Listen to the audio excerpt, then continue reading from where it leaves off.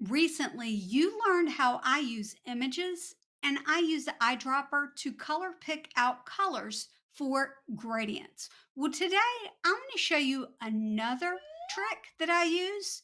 And I created this purple gradient with these rectangles. And first, I'm going to create the rectangles. So R on the keyboard, and I'm just going to set it up, and it really doesn't matter size preference, but I'm going to set this, and I'm going to click the little duplicate button, and I'm going to do two. Now there's three, four, and five.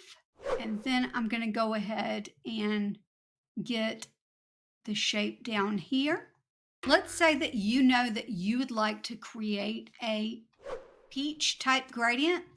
Click this.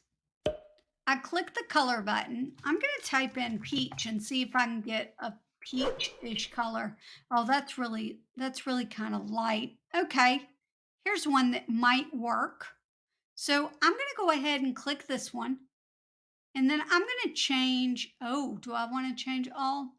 Yeah, I'll go ahead and change all. And so this color, if you were following along with me, is FF6949.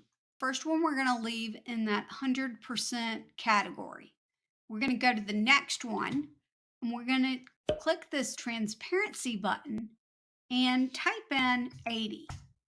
We're going to go to the third one, type in 60.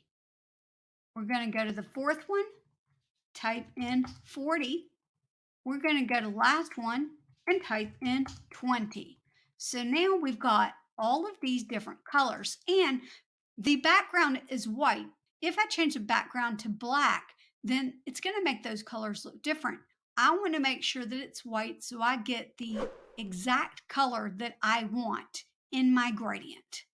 I clicked this rectangle. I'm going to click the color button. I'm going to click that color again.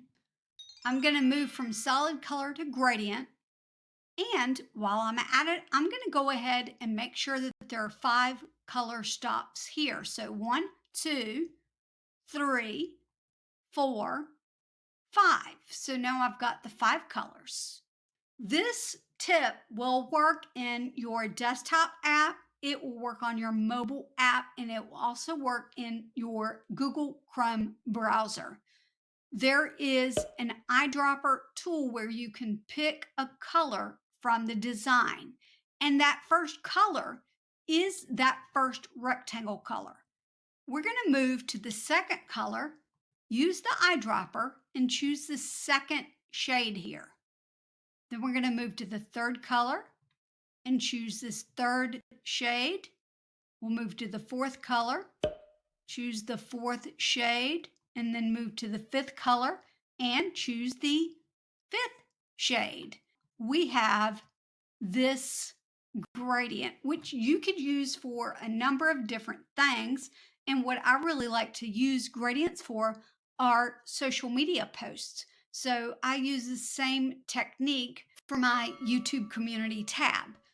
But what's fun about the shapes is that I can actually switch a shape to be a circle, a triangle. I can switch the shapes right there to be anything I want, even a heart, and I just love it. Now, the fun thing about these particular shapes is that you can actually download them and either put them in your brand hub or into a folder so that you can use in future designs.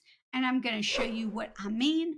I'm going to take this heart and put it right here.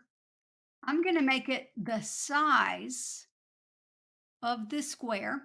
This is a Canva Pro feature because I'm going to download it with a transparent background. I'm going to click share. I'm going to click download.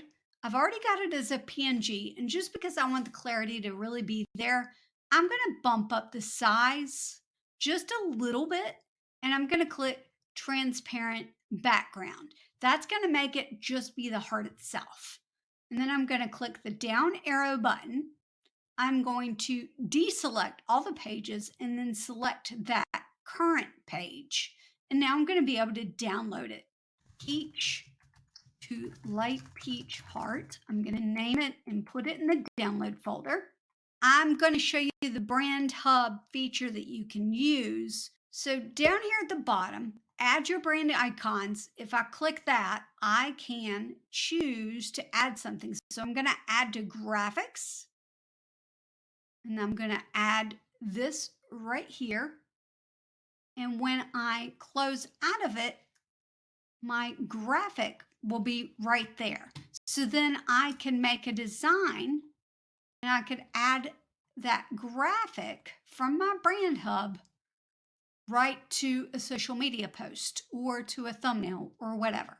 So I just wanted to show you that. It's a pretty cool trick. And if you need to know more about using Canva's brand hub, then you're going to want to check out this tutorial right here. And I'll see you next time. Bye.